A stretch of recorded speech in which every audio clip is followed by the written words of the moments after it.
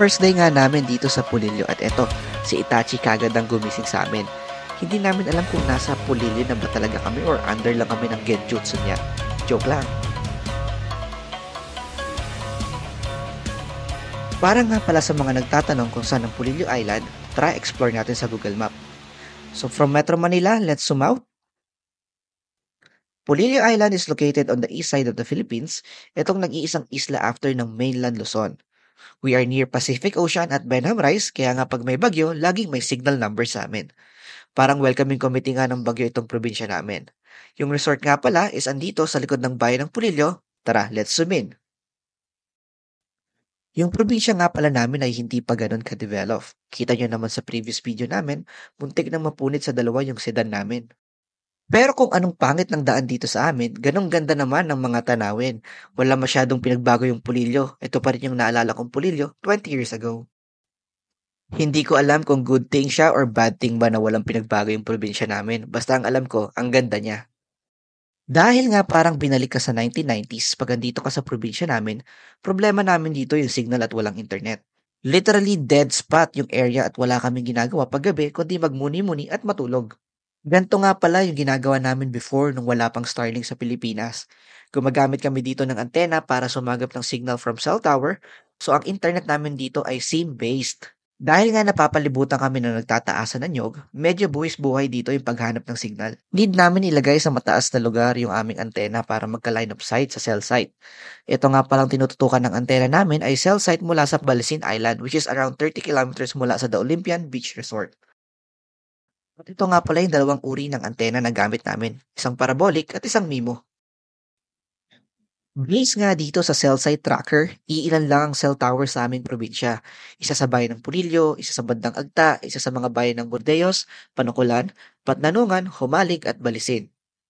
Oo, Balisin Island, yung exclusive island na pinupuntahan ng mga artista.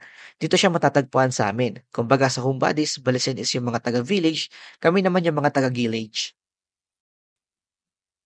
Ito nga pala yung website kung saan makikita natin kung gaano kalayo yung mga cell site at gaano kataas yung elevation para ma-determine natin kung may line of sight at anong adjustment ang kailangan para makasagap ng signal yung antena.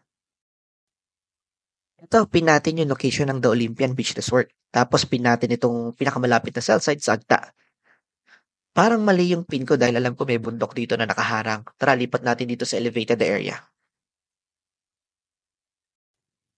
Base nga dito sa website, nasa 7.64 kilometers yung layo ng cell site mula sa amin.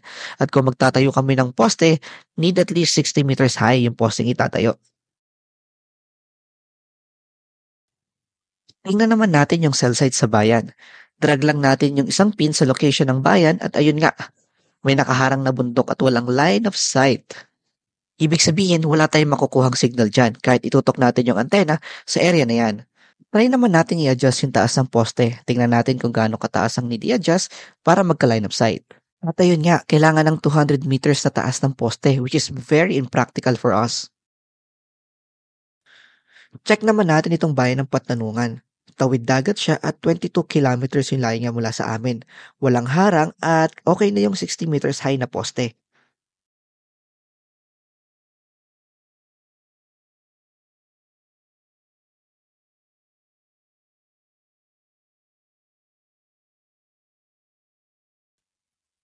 Check naman natin tong Balisin Island.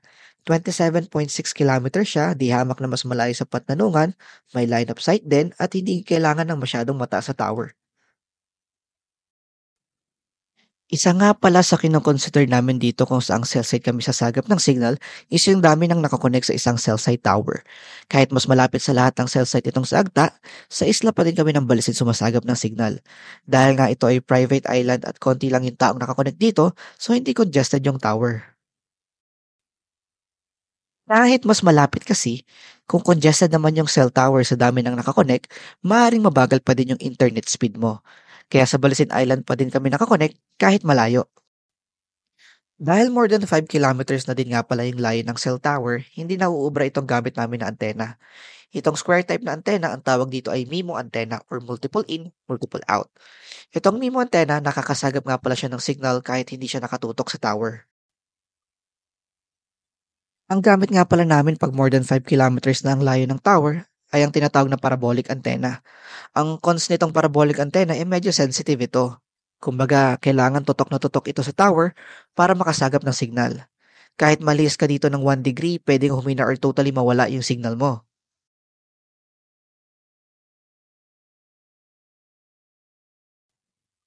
Itong video nga pala nito, ito yung una naming uwi 'no, na nag-install kami ng antena. So, kailangan naming ilagay sa tabing dagat yung antena namin kahit eyesore siya na nahaharangan yung view ng bahay kasi nga sensitive itong parabolic. Kailangan meron siyang line of sight at hindi nahaharangan yung mismong antena. Hindi lang halata sa video pero medyo mataas 'tong aming tower. Nasa 40 feet ata ito or 60 feet at medyo buwis-buhay as you can see kung gusto mong i-adjust or ayusin yung iyong antena. Sinubukan namin dito ng bayo ko i-adjust 'to 'no, pero medyo mataas siya, nakakalula kaya hinayaan na lang namin yung tito namin dito na mag-adjust. To ensure nga na accurate or nakatutok talaga yung antena namin sa cell site tower dahil sobrang layo niya 'no, meron kaming app na ginagamit dito. At dahil SIM-based nga siya at sobrang layo pa ng pinagkukuhanan ng signal, hindi siya gano'n kabilis as you can see dito sa speed test ko. Just enough para mag-Facebook, YouTube, Netflix at iba pang light tasks. Pero hindi siya pwede pang work. At ito nga, sobrang game changer nung nagka-service ang Starlink sa Pilipinas. Isa nga pala kami sa mga unang nag-avail nito dito sa aming probinsya. Dahil kailangan namin ng mabilis na internet para makapag-work. Sobrang user-friendly din nga pala nito unlike nung parabolic antenna na buwis-buhay ka sa pag-install ng tower. Ito, Pero baka plug meron and play siyang lang. problema. Literal na 3 steps lang yung nakalagay sa instruction sa box paano siya gumana. Hindi na Yan para. lang, ganyan lang yan. Sasaksak At lang. ito nga, kita nyo dito, nilapag ko lang Sige, siya dito sa taas sasaksak ng attic para may clear view of the Sasaksak ka lang sky. dun, tapos At wala. ayun na, Ay, may internet speed na igagano kami ng natin pag kasing ganun. bilis ng Oo, internet sige. namin sa Manila. Bukas. Wala namang problema. Kita nyo Tapos nga din iiwan pala natin dito yung dito sa tower na kanya. ginawa namin para sa parabolic Papa, antenna. Hindi namin siya generate tinanggal siya. para meron kaming backup in case magloko itong Starlink na so far wala naman kami naging problema.